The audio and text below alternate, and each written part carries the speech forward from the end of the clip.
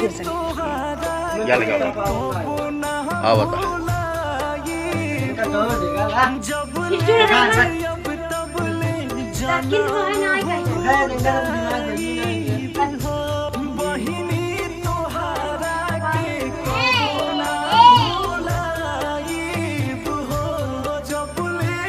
पनीर या था